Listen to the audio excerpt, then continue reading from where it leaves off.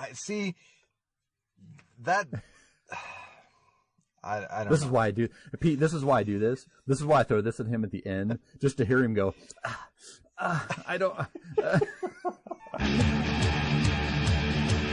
Hello and welcome to Music Musing. My name is Craig Seibert, and today I will be joined by my brother George Seibert. We love to talk about music. We're passionate about it, and it's a big part of our lives. Every once in a while we have these conversations, and we thought we'd just like to share those with you. So if you love music, sit back and enjoy this podcast.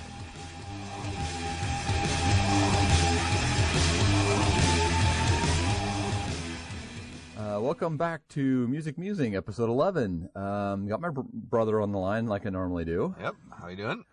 Good. But I also have Pete Pardo on the line. He is of seaoftranquility.com. Pete, how you doing? Good. Thanks for having me. It's .org, actually. .org. I'm sorry. Yeah. It's .org. In fact, let's do that. Pete, why don't you go ahead and introduce yourself and kind of tell us where we can find you. Yeah, so my website, I've actually got a couple outlets. So my website is www.seaoftranquility.org. We are a progressive metal, progressive rock, heavy metal, jazz fusion webzine. So basically we specialize in, known and kind of unknown bands from all over the globe, from all eras. We've got over 20,000 album reviews, CD reviews, whatever you want to call it, DVD reviews. We review books that fall into those musical genres. We've got interviews with bands. We've got live concert reviews, all sorts of fun stuff. We do polls and, best albums of the year, editorials, and all sorts of stuff. And we've been around since 2001. Before that, we were actually a print magazine. And in addition to the website, we've also got a YouTube channel, which is basically Sea of Tranquility. If you look us up on YouTube, it's under Sea of Tranquility Prog, short for progressive rock. And on there, I basically do a couple different kinds of shows. I do like a new product review show, as well as a rant show, which has been a lot of fun, and people seem to dig quite a bit. And lately, I've been doing stuff like classic band retrospectives or history ofs, as well as like kind of like genre best of type shows. So the YouTube show has just really taken off in all sorts of different directions, and I wish I had more time to do more shows, because it seems like every week I do something and then the readers and viewers want to see something else. And in addition to that, like if I didn't have enough stuff to do, I also have a fairly new launched YouTube channel called Comic Book Geezers. And if you're a lover of vintage comic books, my buddy Wild Bill and I, who I know for about 35 years, we both are big comic fans, and we just get on there and we talk about and show tons of vintage comics, because we both have huge collections of old stuff from the 60s and 70s, and that's really been taken off as well. So yeah, I've got more stuff to do than I have time for, but it's all a lot of fun, and hopefully it's bringing joy to the people who check all this stuff out. Well, I love it. The rants, obviously, like you said, seem to be the popular one, and I love the rants. They're kind of in line with what we kind of do here on the podcast as well. And you and I got connected between a friend, Mike Simmons, who has a podcast as well, the Catalyst Sale podcast. And when he said, "Hey, check this stuff out," I went to it. I just loved it, and I guess I didn't realize that that's you guys' actual collections of comic books. That's insane. I thought you guys were maybe pulling from somebody, but that's your collection? That is insane. That's all ours. I've been collecting comics since like the late 60s, when I was like literally like 2 or 3 years old. I didn't start till like we moved to Florida in the mid 80s. So I probably started in the mid 80s, but I started backtracking, getting a lot of stuff. I sold a big part of my collection earlier, but I've been going back and trying to pick up some key items of Iron Man and stuff. I've got like a 5 and a 6 that are in pretty good shape. But yeah, I was kind of shocked to see that that's you guys' actual collection. Oh yeah. But no, I love the site. I love the YouTube page. I just kind of got our podcast out on the YouTube page. We talked about doing video at some point, but I'm kind of, enjoying doing the audio portion of it now, which brings us to today, which we're going to talk about something that kind of fits into your wheelhouse, but it's also something that we've had on our schedule to do down the road at some point anyways, which is supergroups. Guys that have come together and put together a group or a band that basically consists of people that were either famous before or individuals who were famous before or bands that kind of mixed together and did stuff. So I'll throw that out there to you guys first. Whichever one of you guys want to take it first. What do you think? What do you consider supergroups? I consider supergroups something that's that the band members are recognizable without, I guess without by name, more or less. Like when you say, Temple of the Dog, I mean, you already know. I mean, if you say Chris Cornell and Eddie Vedder, you know where they came from. I guess would be an easy sort of more recent one. But like in the 60s, Cream was big when, Clapton, and, if you go from the Yardbirds, he was known from other bands. I think it's a simple, it's a really simple concept, I think, when you take multiply talented musicians and put them together and see what they do. And I think sometimes it works and sometimes it doesn't. I'd agree with that statement, and I think history proves that most of the time it doesn't work. Absolutely, right? Most of these supergroups don't seem to last. And you're mentioning Cream is really great because I think technically they were the first supergroup. I would have to agree with that 100%.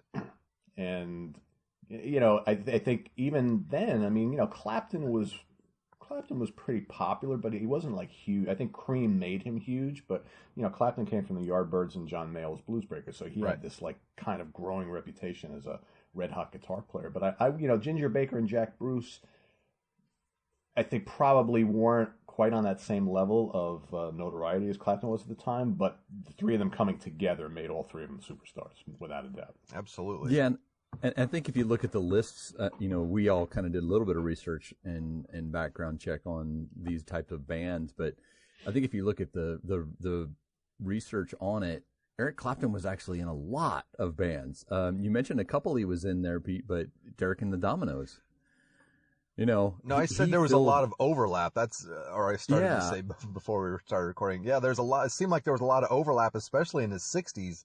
A lot of bands, a lot of musicians overlapped into other, super groups. Well, Clapton especially went from one to the other to the other. He basically went from Cream to Blind Faith to Derek and the Dominoes. Right. Yeah. And all three of them. The funny thing is, it's like Cream, most people at the time cried about how short their career was. I think Cream really only were together a little over 2 years, although they released like 3 or 4 albums.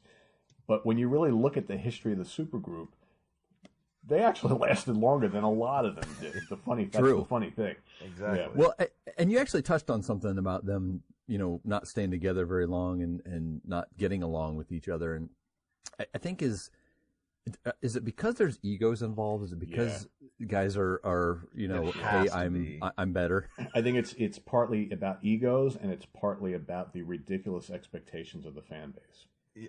That true. I never thought of that, but I think point. I think some of it would have to boil into control too. Who wants to be in charge or whatever? And if you're all superstars and you're all, rock stars, for lack of a better cliche, it'd have to be tough to maintain that air of, invincibility, I guess, in your group. Have either of you guys seen the movie Almost Famous? Yes. Yeah.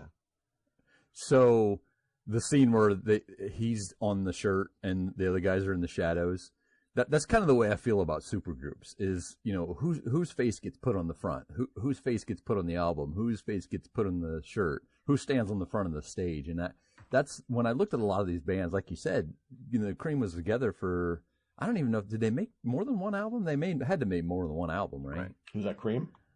Yeah. Yeah, Cream actually made 3 studio albums and had like 2 live albums. Yeah, so that's a lot. That's pretty productive in 2 years' time, right? I mean, but then exactly. times it was different back then because bands would put out 2 studio albums a year. That was the norm. Not now, where it takes acts like 4 or 5 years to put something out. Yeah, so I'm just going to skim the list and look, but I honestly too many bands on my list that have made more than 1, maybe 2 albums, and if they did, they weren't very memorable anyways. So yeah, it's unfortunate. I think that's kind of the point, though. I think really, I don't think the intent is to make it into a career. I think it's more of a show off piece type of feel to most of them, and some of them stick a little longer because of the acute fan base for some of the or most of the people in the bands. But Yep. but I don't think it's I don't think they go into a supergroup with the intent of making that of changing careers, like Though there are some exceptions. Yeah. I mean, like Emerson, Lake and Palmer comes to mind. Sure. They had a pretty good run. Absolutely. Of like that almost not quite 10 years. Crosby, Stills, Nash and Young. I would argue the same fact. Yep, absolutely. I was going to mention them as well. Humble Pie is another one. Right. But you got a lot that just kind of came and went as quick as you could bat an eye. Like Blind Faith and Derek and the Dominoes. We both mentioned that. Beck, Bogart, and Appice. You got Jeff Beck and the two guys from Vanilla Fudge. They did one album and then never heard from them again. So right. But I think again, that's where like these expectations were just extraordinarily high, and there was no way that was going to live up to it. Bad Company is another example of a band that had a good run. Absolutely. No, I thought about Bad Company a lot because I was a huge Bad Company fan in the 90s. Paul Rogers' voice was just always mesmerizing to me. And then when he started singing with Queen there for a while. Another supergroup. Queen plus Paul Rogers, there you go. Exactly. So go ahead.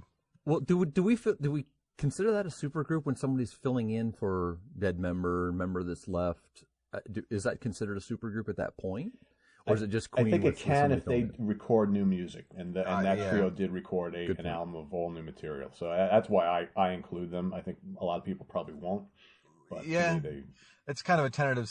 I mean, I think the length of career leading up to the supergroup, or your catalog leading up to it kind of maybe plays into that some too, because if you have one album, like we said Cream, that might fall into it, they were kind of still all green, Clapton has some notoriety, but Ginger Baker, I mean, he went on to several other supergroups too, but I think his notoriety in Cream wasn't as predominant until after the fact, until he got street cred. I may be playing with Clapton, I guess, maybe for lack of a better way of putting it. So, well, I'll tell you what. Let me just kind of turn this for let's talk about what we like. Pete, what's one of the ones on your list that you really are drawn to? One of the supergroups you're drawn to. That I'm really drawn to. Well, geez, how much time we got here? I mean, there's one. There's a lot. I mean, there's bands like Cactus and UK. Which has got, John Wetton and Alan Holdsworth, Eddie Jobson, Bill Bruford, Terry Bozzio. I mean, that's a great supergroup. That's a perfect example of a supergroup. I mean, Ozzy's Blizzard of Oz. Ozzy gets kicked out of Black Sabbath, right? And he's down in the dumps, and he decides to put together a band. And Blizzard of Oz, it's him, right? Yeah. Randy Rhoads, who was in the beginning of Quiet Riot. And Bob Daisley from Rainbow and Lee Kerslake from Uriah Heep. That was... a real supergroup that most people don't think of as an actual supergroup. But again, that lineup didn't last too long. Asia. Oh, yeah. Another supergroup.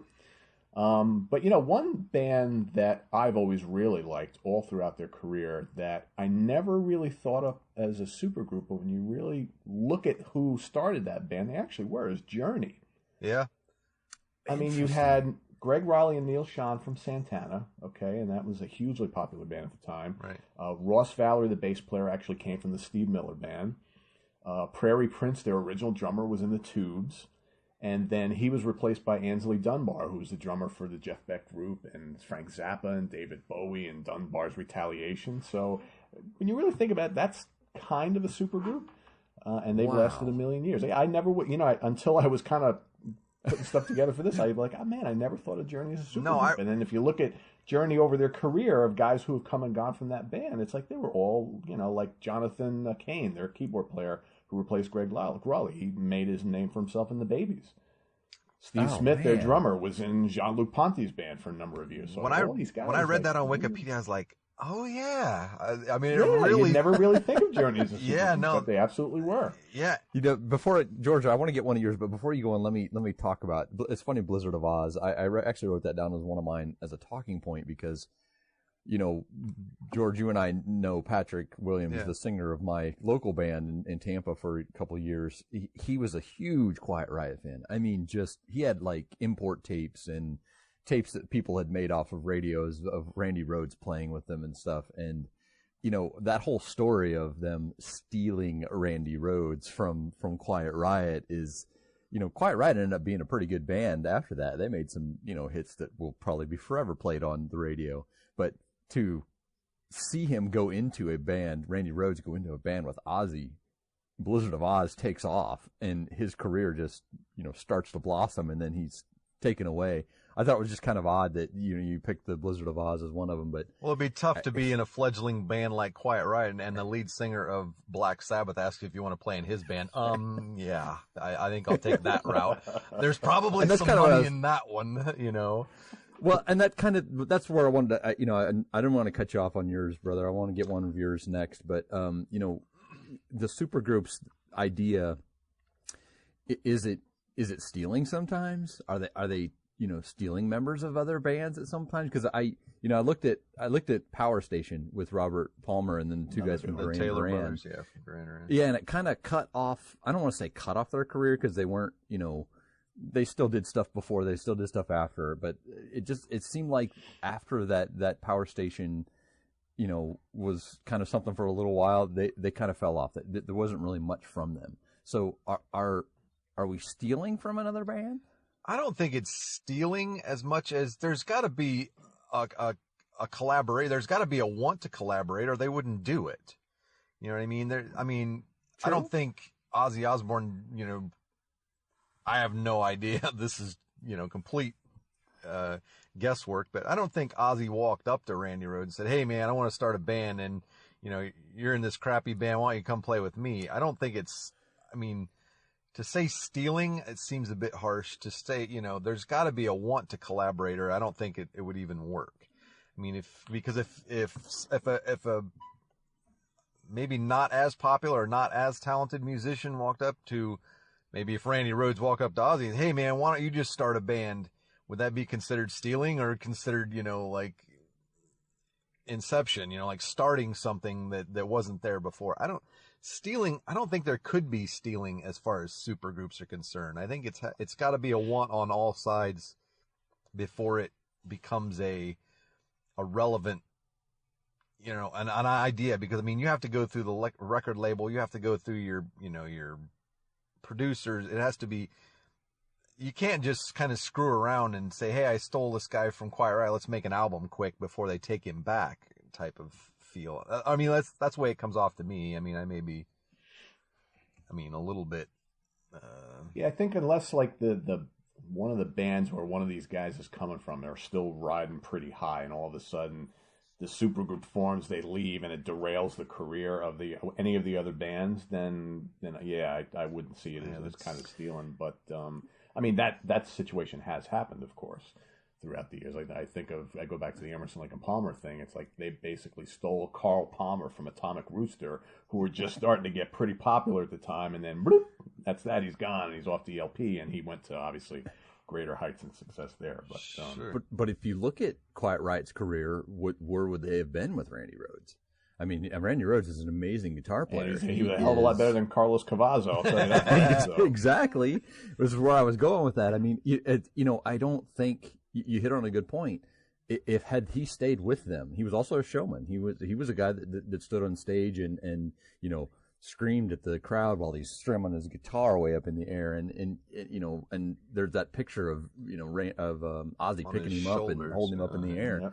Yeah, and where would Quiet Riot have been had they had that talent, that showmanship and talent on their band? They may have made it. Randy Rhoads may still be alive today. Good point. That's so. True. But anyways, I just wanted to touch on that because you mentioned Blizzard of Oz. But George, give me one of the ones that kind of you feel drawn to. I was when it first came out. And Pete's probably not as privy to my. I'm more of the heavier side of this duo. Down. Yes. Was They're on my list. I love them. Phil Anselm. I'm a ridiculous Pantera fan, and when he and Pepper Keenan from Corrosion of Conformity came together, the NOLA album is Classic. Permanent top 5 albums and it is just, it's so much the same and so far different from Pantera. Anselmo is a force in and of himself, but the music was so much deeper. Keenan from Corrosion and Conformity he does amazing things in the rock and metal genre, and when they put those two together, I was blown. I literally listened to that album front to back probably for 2 days straight when it came out. I really couldn't stop listening to it. It was just, and that to me was, I wouldn't say my first, where I realized what two talented musicians from other bands could do, but it was like where it first hit me is, wow, this is great stuff. And these guys are from completely, different bands. I mean, Pantera and Corrosion and Conformity, yes, are considered metal, but they're very, very kind of different ends of the spectrum. Corrosion and Conformity is melodic and deep and off, kind of left of center a little bit, and Pantera is straight in your face, balls to the wall metal, and but it was this beautiful marriage of aggression and melody that I've never stopped listening to, and I think it's one of the most amazing albums put out by a, quote unquote supergroup. I mean, I'll go on record. I absolutely agree with everything you said, and I'll go on record and say every album that they've ever put out has been incredible. Oh, absolutely. And I think those two guys are great together. You throw in Jimmy from Crowbar to that band, yes. and Crowbar is a incredible band on their own. Absolutely. And Down just became, and they still are, this. They basically jump-started the whole stoner rock, stoner metal subgenre. Absolutely. And there's been so many bands who have kind of come out in their wake who probably would not sound the way they do today if it wasn't for Down. I mean, you can say that Down was influenced by Black Sabbath and Saint Vitus and what have you, but man, the force of nature that band was and is. I'm telling you, I love Down. When I forget where I heard it. Stone the Crow was the first song I heard. And I was great. I mean, literally stopped in my tracks with goosebumps. I couldn't believe it. I was like, what is this? Anselmo's voice is instantly recognizable. And I'm like, what is this? Is this new Pantera that I missed? And I'm like, hey, look, it's Down. What is this? And I dove in and I'm like, whatever they got, I'm taking all of it and ingesting it, and 100% I'm in. And that's far and away my favorite supergroup by any stretch of the imagination. But that being said, I wanted to briefly, I don't want to say veer off course, but how do you guys consider the Eagles? Is that like a supergroup that formed before everybody else got popular on their own, or was that just a good group, but everybody had great solo careers? Was that what do you consider the Eagles? Yeah, I wouldn't, only because they were basically nobodies before they formed that band. The only guy that you added to that mix who was already a star was Joe Walsh. Right. But before he joined, nobody knew who Randy Meisner or Don Henley or any of those guys were. Did they become basically a supergroup? I think so, but I don't think you can classify them as a supergroup from the beginning. I would agree with that. I think, if you're going to put a definition on a supergroup, I think it's guys that come together that are already famous, kind of like we discussed at the beginning. But man, it brings up a different, dichotomy to it. When you look at bands that were virtually unknown when they started, but went on to amazing solo careers. But then they went back and continued the Eagles. That's why I was it's kind of like an enigma, I guess, in that genre. Supergroup with an asterisk. There you go. There you go. We'll give them a sub division of perfect supergroup. There you go. I'm as far as supergroups go, I honestly wasn't a big fan of supergroups, and I probably haven't been most of my music listening career.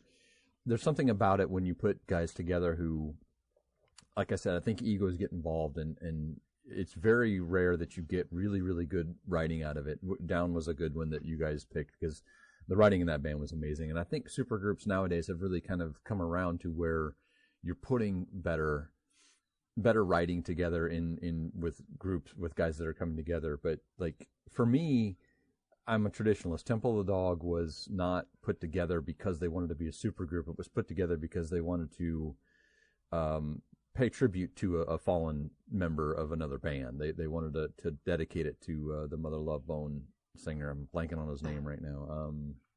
And those guys had a camaraderie, right? They all knew each other. Right. They liked each other. So for them, it was a Right. very easy thing to do. And it wasn't driven by some record label that says, hey, we want to put this band together. It's just something they wanted to do. And there's a kind of a charm to that whole experience there. I agree. Yeah, charm's a really good word for it, because I think that they weren't pushed to do something great or something that would stand the test of time. They were pushing themselves to do something for a friend, and that brought a really good charm in that music, because they're not heavy songs, they're not, over the top songs, but when you put two musical or vocal talents like Cornell and Vedder together, you get some songs that are a little heavy on Eddie, and you get some songs that are a little heavy on Cornell, and it's just, you get a perfect mix of musicians, and I think the guitar players from Pearl Jam, talent wise, were probably a little bit above what Soundgarden were at the time. I mean, I'm a huge fan of Kim Thale anyways, but to put those bands together and mix them up, like you said, I think it was just the perfect mix of dedication to someone else and lack of need to do something, but just to want to do something. No, I think Temple of the Dog was I'm a huge Chris Cornell fan anyway, and I think that was it was a great tribute, and there again, one album, one and done. I mean, it was more or less, I'd hate to say a tribute album, but I mean. So I'm going to throw a curveball at you guys, and just, George and I don't know if you've listened to a lot of our stuff, Pete, but George and I kind of have what's called a parting shot at the end. I'll throw a curveball at him, but I'm going to throw one both at you guys in the middle here, kind of so there was a group called 213 that included Snoop Dogg, Warren G, and Nate Dogg. And I'm going way off genre for you guys, just to see what you think about supergroups like that. Well, if you'd have went the Highwaymen, I'd have been probably a little bit. No, that's on my list as one of my favorite ones, but we don't have to talk about it. Seriously, I honestly, you actually went the direction I wanted to go. I was throwing 213 there as a joke, because I know we're all just not versed in. I mean, no, I don't know if you are, Pete, but I'm not versed in that. I actually thought about it that I mean, hip hop and rap in general, I mean, there's a lot of it's almost commonplace, like you see, Snoop Dogg featuring, Snoop Dogg or whatever it is. It's almost commonplace. So I wouldn't say supergroups. They collaborate almost on the regular, in my experience. But I think a lot of that ends up being, though, names like, hey, I'm an up and coming rap artist. I'm going to drag Snoop Dogg in on my album for one song, and everybody sees that name and they're going to drag me. And stuff, I think that has the opposite effect of a rock supergroup where, hey, these guys are great musicians. Let's see what they're producing. Whereas a rap and hip hop might be, hey, look, I'm an up and comer and Snoop likes me. So, let's see what it sounds like type of feel. Again, I'm speaking out of, limited context. But I go ahead. Well, you touched on Highwaymen, and it's actually one of the higher ones on my list, because I'm you and I grew up kind of listening to our parents' music, and some of it was Johnny Cash, and some of it was Waylon and Willie Nelson. Waylon, I think Dad was big into that, but putting those four guys together was probably one of my favorite things to listen to. It was very short-lived. I think there was only one album, if I'm not mistaken. But as far as country music goes, that's probably what the epitome for me was listening to those guys play. To me, it's valid. It's not, I don't dabble in country music very often, but again, it's the epitome of a supergroup. It's four really talented individuals that came together but again, short-lived. I mean, I think that's probably an ego thing too, where they made an album, okay, who wants to be in charge, and then it goes away. I mean, you could say that that those guys were kind of like I'm going to say like bastard offspring, but a more mature version of kind of like in a different era, obviously, of like the Traveling Wilburys. You see, Who were a huge supergroup that we didn't even mention. beat yet, me to it. That was my ace in the hole. I won't interrupt you. Go ahead. No, I just think that was, even though it was short lived, I think that was a different form of supergroup. You would get some really, really notable guys who arguably could have been past the whole ego thing in their careers, but still it wasn't slated to be a long lasting thing. No. But you look back on both of those bands and say, that was a different type of supergroup. Absolutely. Yeah, Highwaymen actually put out 3 albums. I was kind of shocked. Really? I wanted to check on that just to see. Yeah, I was shocked. The Traveling Wilburys was my ace in the hole. I truly couldn't, when someone says supergroup, I think Traveling Wilburys. I mean, it's an instantaneous response for me because.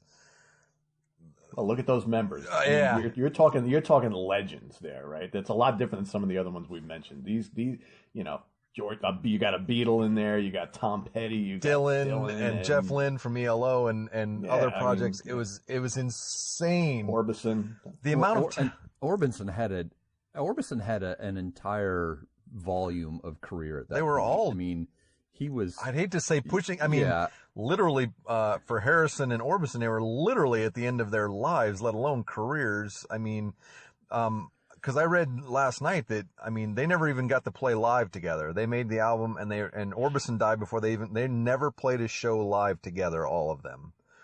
And they continued on a little bit. And then once Harrison passed away, they never, I mean, it obviously just obviously went away. But to listen to anything that they did, it was like, I mean, the amount of talent, I mean, you could, smack any one of them and create another band, with the talent that would fall off of them. It really was, that was almost unfair to me in the arena of supergroups.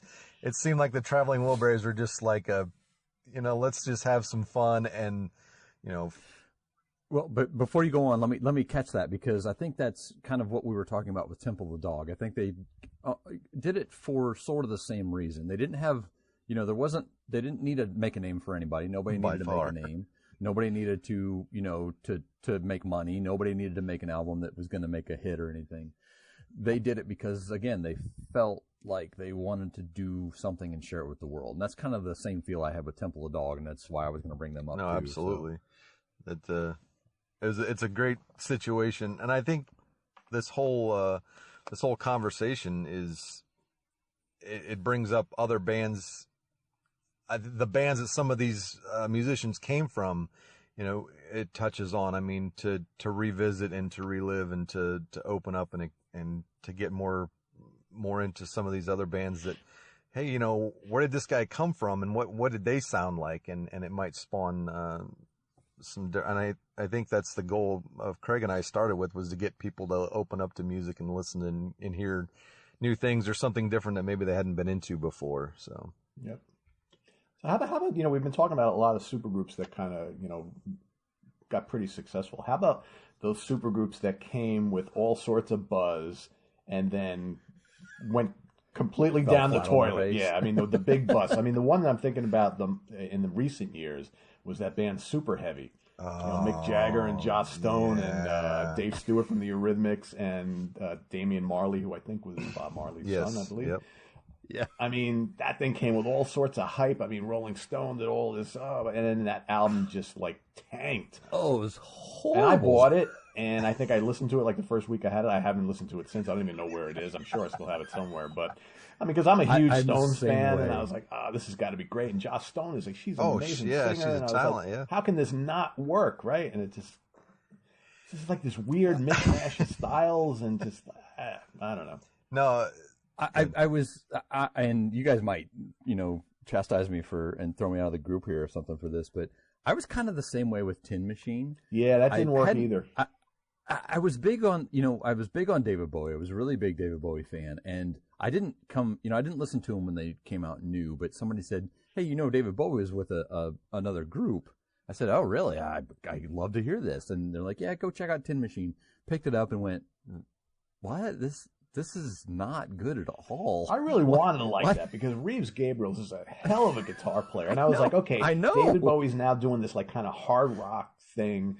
And it just, the songs just weren't good. It just didn't work. No. It didn't work at all. They weren't written well. The guitar parts weren't, it seemed like they were separated. Like it was a band that was, David Bowie doing his thing and, there wasn't a lot of chemistry. So there. that was There's got to be some chemistry, right, for these things to work. That's right. That's the word I've been. There's been a thorn in my brain. Chemistry was the word I've been searching for. A lot of because some really have it. You look at like Chicken Foot or Black Country Communion, which is some more recent ones. Chicken Foot. Those two bands. That's a supergroup that works. Both of them. Absolutely. Chicken Foot and Black Country Communion. I mean, the songwriting is great. The playing is great. They got the vibe, and those guys could make that their careers to follow the path of those two bands. Right? Absolutely. But yeah, Tin Machine just didn't. Another good example, a new one. Have you heard that Gizmodrome band? I've not heard that. It's Stuart Copeland from The Police, and Adrian Belew from King Crimson, and the guy from Level 42, and some other guy from the progressive rock community, Italian band PFM. It's just awful. I actually had that on my list. I totally forgot about it. I did have that on my list. Go onto YouTube and listen to a couple tracks. You're going to be completely befuddled at how bad it is. I don't know if I want to. See, that's but you have to just to satisfy your curiosity. That's what I did. I was like, how can this miss? I mean, you got some great guys here, and I was like, what is this? I'll call it research. We'll call it research. There you go. George, did you have any that stood out that you were kind of anticipating but kind of fell flat? Not really. I mean, I'm kind of on. I stick to kind of what I like. I mean, I got into not necessarily supergroups, but almost like I kind of stated before, almost like collaborations. And you guys brought up two, and surprisingly, two of the members, like when Mick Jagger and David Bowie did a cover song, back in the 80s. It was, I started to fall in, I veered off supergroups into like duets or collaborations, and that was horrible because I was the same way. I'm a huge fan of the Stones and love David Bowie, and when those two got together and did a cover song of Dancing in the Streets, that shouldn't have happened. I mean, they're two really because of the chemistry. There are things that maybe shouldn't have been done. I think I don't know if it's. But Bowie redeemed himself by working with Queen and doing Under Pressure, and that totally worked. Absolutely. Yeah. That's what I mean. Well, I think. Hold on, before you go, I think it's the video that killed the other one. That video was bad.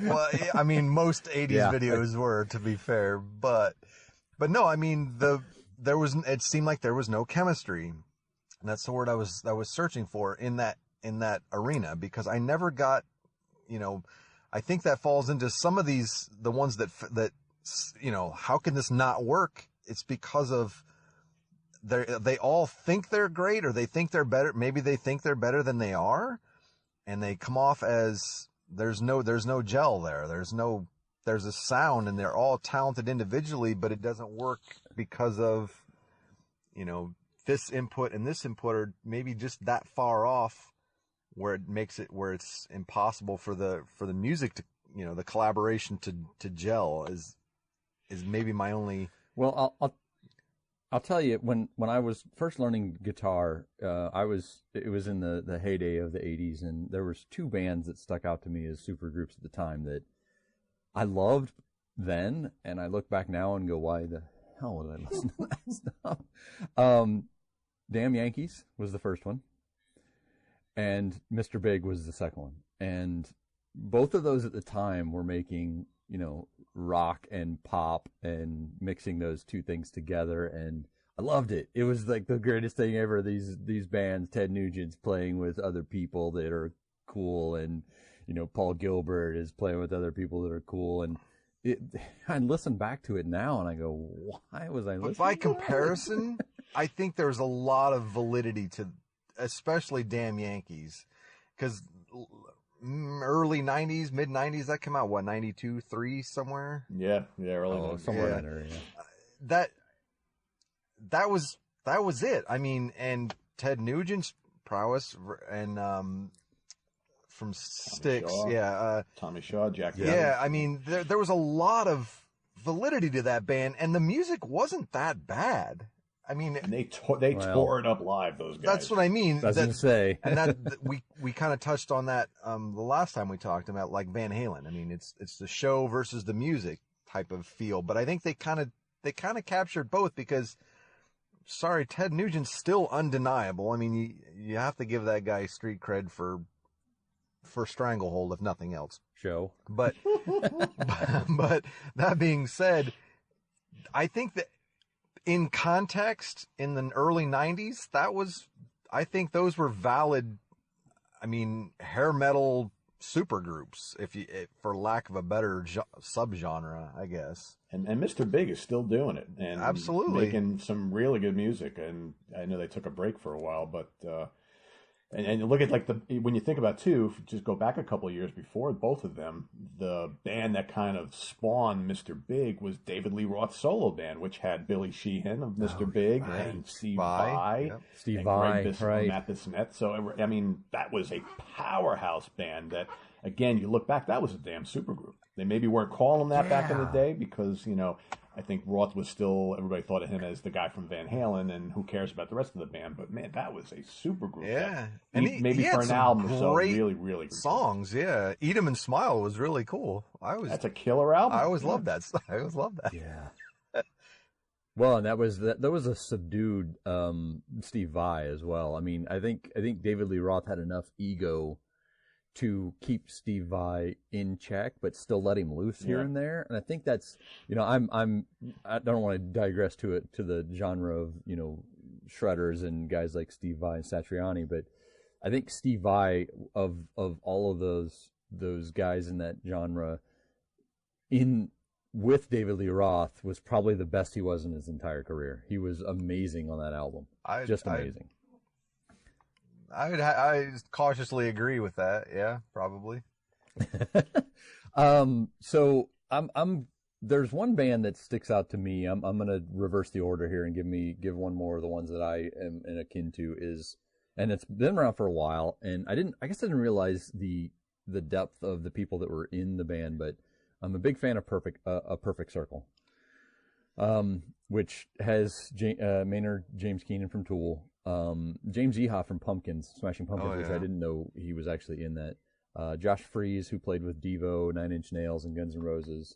And Geordie White, who played with Marilyn Manson. And, big Tool fan anyways, but to move into Perfect Circle, who is very obscure music, but still really rhythmic, really well written, good guitar parts. His voice is just amazing in that band. And it's one of the ones that stands out to me as one of my favorite supergroups. I will say, I'm not much of a fan of A Perfect Circle, but I've always given them a lot of credit because their music is really unique and really different. Yes. And quite frankly, it doesn't really sound like Tool at all, which I think to their credit. And they've fairly consistently kept the course with that band. Every couple of years, they kind of resurface and they maybe put out an album and tour, and I don't think they ever really were striving to be this massive supergroup. It's like they fall under the radar a little bit, and you got to give them credit for that. You really, whether you like the music or not. And I said I'm not a big fan, but I have a couple Perfect Circles albums, and I don't listen to them that often because it never really clicked with me. But every time I do listen, I'm like, yeah, you know what, this is different. May not be exactly for me, but I give them a lot of credit for doing the music they want to and not trying to commercialize it. Which is, that you don't see too often. No, and I think Maynard's in a spot in his career where people are still clamoring. They're still waiting on with bated breath for the, he keeps teasing the next Tool album. And I guess people clamor for anything Maynard does. So, I mean, even Pussifer or, which could be probably considered, because Karina Round and Maynard in that band could possibly, I mean, her solo stuff is Karina Round's an amazing talent too, and I just don't. Perfect Circle never clicked with me either. I some of their stuff is okay, and some of it's, but I lean more towards the heavier side. I mean, like. Well, let's do that. Do you have another one on your list that maybe fits the heavy side? I was going to move to you next anyway. So you guys kind of beat me to most of them. Temple the Dog was high on my list because I'm a huge Cornell fan, and I think, I mean, not, but I didn't want to double back to that. There's a lot of bands that that I listen to that, I mean, Alter Bridge was one of them that I stuck with, that the music I'm quasi ashamed to admit. I mean, I was a huge Creed fan, saw them multiple times in concert, and loved the band and the show, and the music was always great. And Alter Bridge was kind of that connecting line with mostly Creed and, you know, a different lead singer. So it League's better in my opinion. It's an arguable. I've become a huge Alter Bridge fan, and I never gave him the time of day until about a year ago. Sadly, I'm going to admit that. And I'm like, wow, what a powerhouse band this is. I mean, first of all, Miles Kennedy is like an incredible singer. Yeah, absolutely. And he brings so much to that band, and they were those guys were good anyway. Right. And that's to say, it's a different vibe. So I mean, that's the type of stuff. But kind of Craig touched on it. I mean, I was never really a huge supergroup. I guess I never really considered the bands I was listening to as supergroups, because especially Journey. That was a shock. Well, I mean, I guess I knew there were, you know, Journey. I knew, and I guess I never thought about that. It's like Down. I never considered it a supergroup. I just figured it just considered it an awesome metal band, or an awesome rock band, or an awesome, you know, progressive band, or whatever it is. And it looking back, I mean, things like the Traveling Wilburys are what I consider a supergroup, you know, where you've got so much talent laid into, you know, one spot. Whereas the supergroups that we've referenced, there's even back to Cream, excuse me, where you had a, you know, predominant Clapton and, you know, two other members that were, you know, but I don't know. To me, it's this was a tougher than I thought, because there's a lot of gray area. I think some of the potential these bands had, like we said, some of them were, you know, swing and a miss, and some of them were like, oh my God, I can't believe these guys haven't been playing together their whole lives. So it was an interesting topic, and there's a lot of them, but there's not a lot of popular ones. Yeah, like really notable ones. Yeah. Ones, I mean, you also have to think of which one of these, or who of all these bands, and we could spend hours talking about all of them, but which one of these are going to be remembered 20, 30 years from now? Exactly. And as I said, obviously Journey, a Down, or, you know, Traveling Wilburys, or the Highwaymen are obviously going to stick out, you know, first and foremost, but you're not going to, like you say, you're not going to think Journey instantaneously is a super group. You know, there's like, it's just right. Journey, you know, and so it, 2030, is a lot of people going to remember Blue Murder and Badlands, you know, or Velvet Revolver. I mean, I don't know. Exactly. Velvet Revolver was on my list, but I was disappointed in the production. I think it was almost mailed in, and Weiland was nowhere in no shape to be recording or making music at that point. Guns N' Roses was, well, you know, Slash and the rest of that band, you know, that backed him up, was phenomenal in their own right. And Weiland is one of my all-time favorites. STP was, you know, I was huge into them, but at that point in his career and his life, he had no business making music. So it was a great, I mean, and the album is really good. But it's disappointing to hear it now, because you can tell there was no, and I think that tarnishes the label of supergroup on that one, really. I saw that band as somewhat of a cash grab. Yeah, exactly. It's like it was like a fabricate. Let's put these guys together because their careers on their own are not really going anywhere anymore, and let's make some money here. That's what I always saw that as. Right, and it disappointed me, because Weiland was in no shape to be playing or producing or singing music at that point in his life, let alone his career. So Well, I'll circle back around, complete the circle there, Pete. Is there another one that stuck out Well, on your list that I want to you're mention into and two love? because if I don't mention these two Okay. bands, I think the followers that I have are going to be like, "How could he forget these two?" Because he's Mr. Prague.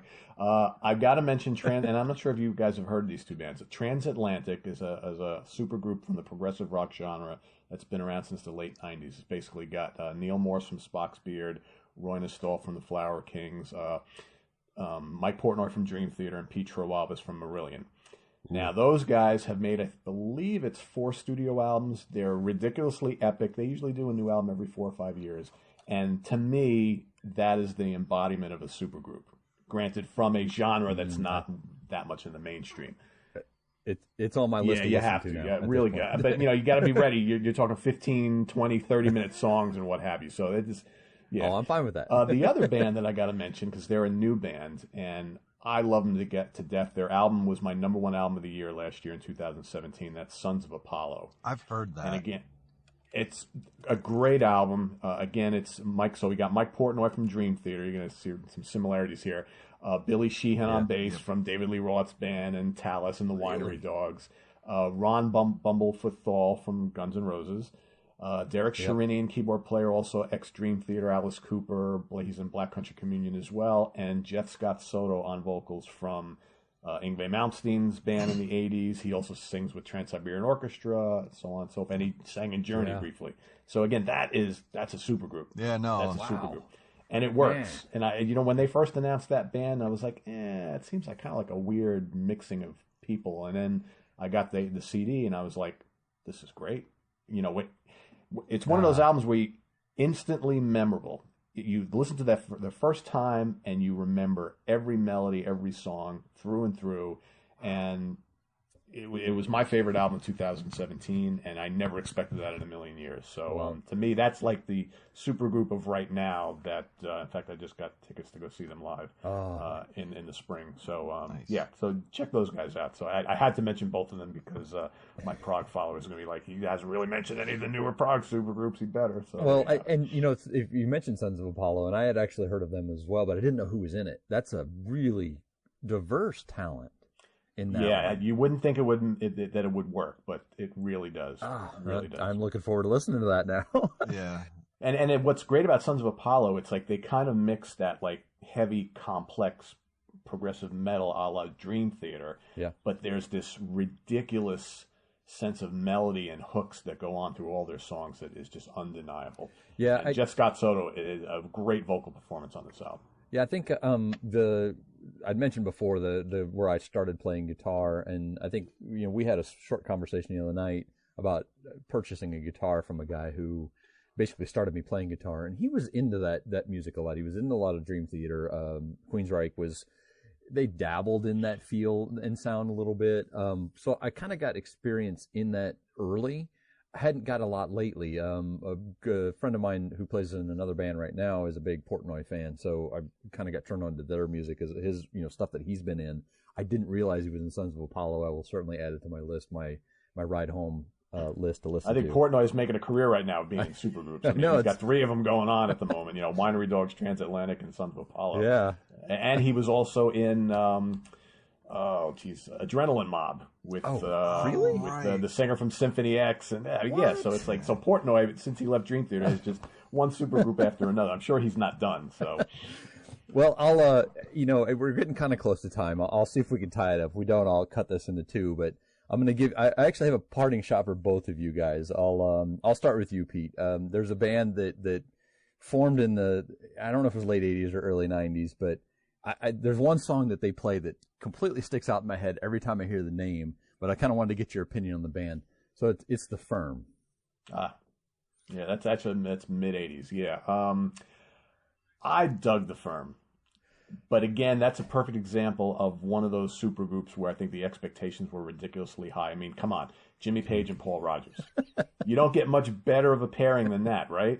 And let's be honest, as much as I love those 2 Firm albums, that probably didn't live up to expectations. No. Not even close. But, you look at both of those albums, and there's some really good songs on there. There's also some stuff that's kind of like, eh. Yeah. kind of middle of the road. So yeah, that's a good example of a supergroup that probably didn't really live up to the expectations that themselves or the public had on them. It's a shame because I think that was a missed opportunity. Yeah, that could, you could say the same thing for the Coverdale Page thing, right? Which I love, and I quite frankly I think the Coverdale Page album is better than either of the Firm albums. I agree, but I just think that, man, Rogers and Page, that should have been huge and a game changer, and it really wasn't. And I think that's another one of the supergroups that probably 20, 30 years from now, nobody's going to remember. Right. And it's sad because that should have been one of the better ones. Do you think that was ego?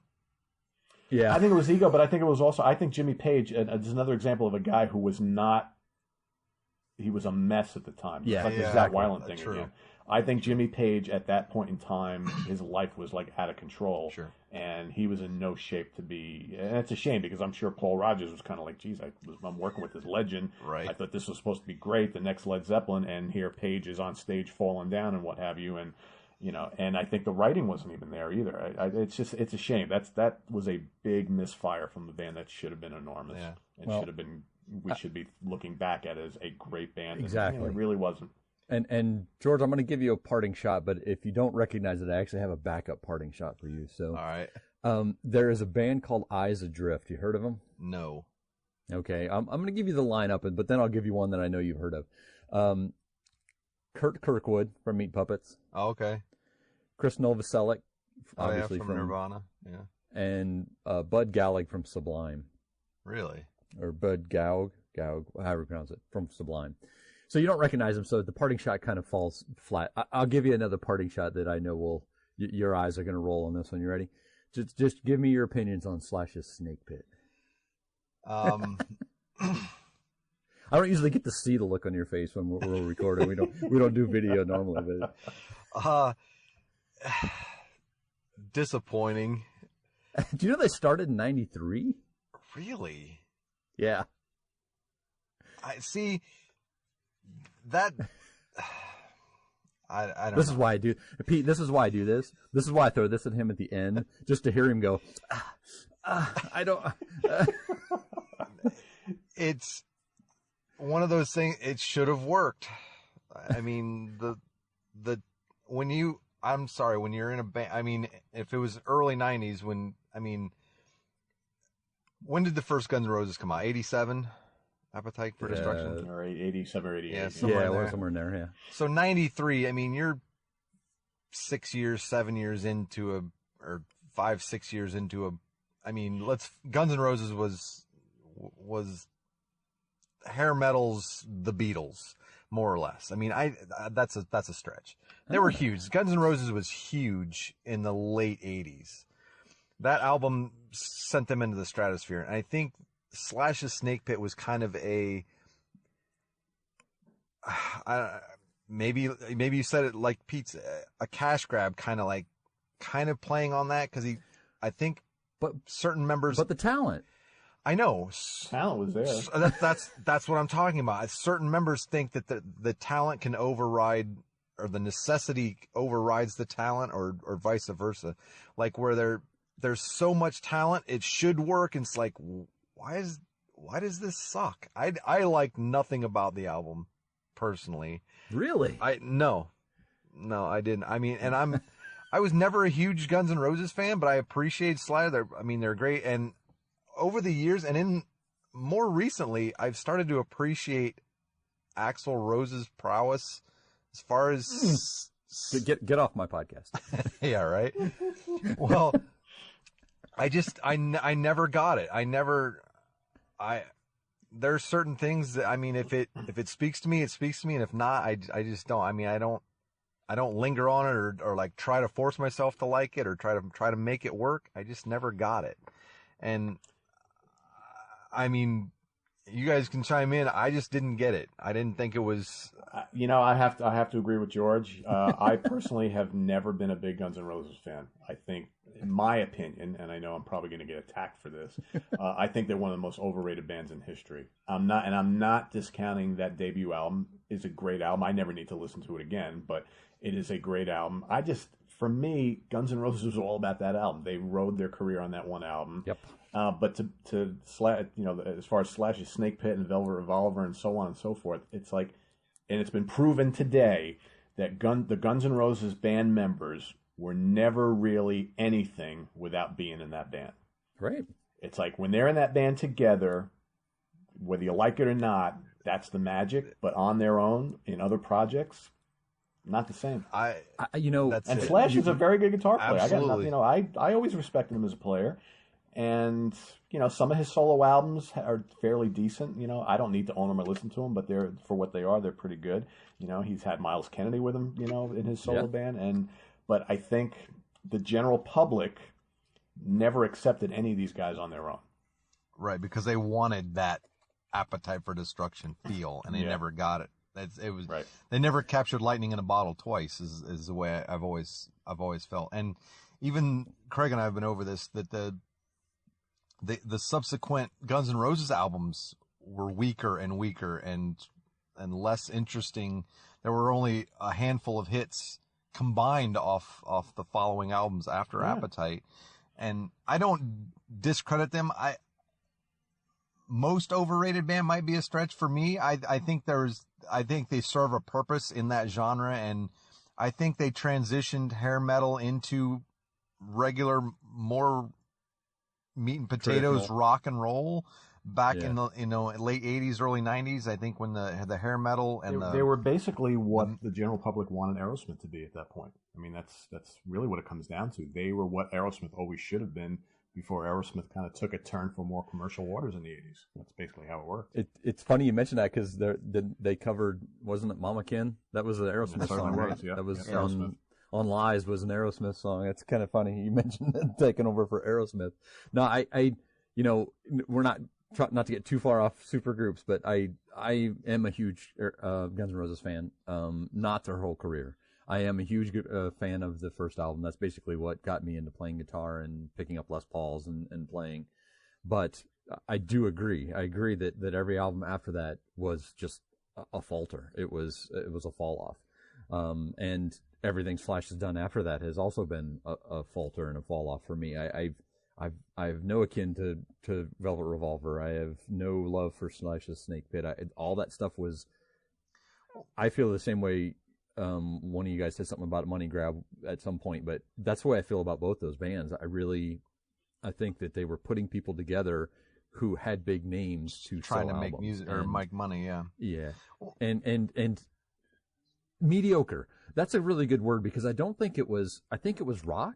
I think those guys knew how to formulate a rock song and to put, an intro, a chorus, a verse, a chorus, a verse, a chorus, a solo, a following chorus. They knew how to put a rock song together, right? But it was like just going through the motions. It was like you said, it was mediocre. It was rock, but it was just throwing it out there, right? And Slash, but I mean, Izzy Stradlin disappeared. Duff McKagan's bounced around with Jane's Addiction and Dave Navarro's band. I mean, he's kind of. He's played with a lot of bands since, but more than less unrecognizable. And I mean, he's a decent bass player, but I mean, he's not, Les Claypool or something like that. But I mean, he's a studio recorder or a touring guy or whatever. So I think, and his solo albums have done nothing. Yeah, they were bad. They're unrecognizable. I mean, they don't stand out, and Pete touched on it that there's this level of mediocrity. It's like, yeah, okay, it's a rock. I mean, if Slash's Snake Pit comes on or Velvet Revolver, it's like, whatever. If it's on, contemporary rock radio, it's like, yeah, whatever, it's on. But I don't seek it out. I don't buy the album, put the album on, like we talked about some of these other albums like NOLA. I mean, if that comes on, it stays on. If Slash's Snake Pit comes on, it's like, is there something else on the other channel here, or is there something better going on, or do I have to get my laundry out of the dryer or whatever type of feel? Anything but listen to that. But it's, again, I think, and we kind of are getting off subject, but as far as supergroups goes, Slash's Snake Pit, no, you can count me out. I normally think that the parting shots are going to count you out anyways, but that's why they're there, just so I can. And I get to see the look this time. That's fantastic. Well, we're kind of at that break point whether we just keep talking or we cut it and kind of put a whole episode out. And I'm certainly looking forward to talking again in the future with both you guys if we can. Same But here, I'll bring this one to a close. Pete, again, I want to go ahead and thank you for coming on. Man, It was a good time. pleasure. Thanks for having me. I really enjoyed this. I really, I mean, I think we both talk passionately. All three of us talk passionately about what we love. You definitely bring a different, feed into it with the prog rock and stuff. It's really nice to have that input from that side of it because we're not heavily into that. I mean, again, I've touched on it from here and there, but it's nice to have that other input. It'd be like having somebody, come in with that was a big punk fan or something. It's nice to have that outside influence. And I thoroughly enjoy any opportunity to get or hear new music or new bands that somebody else. And then we talked about that. Exactly. Just turning. If it's one person on one band or one song, I mean that's enough for me. So Well, that's what it's all about. That's what I do. Yeah.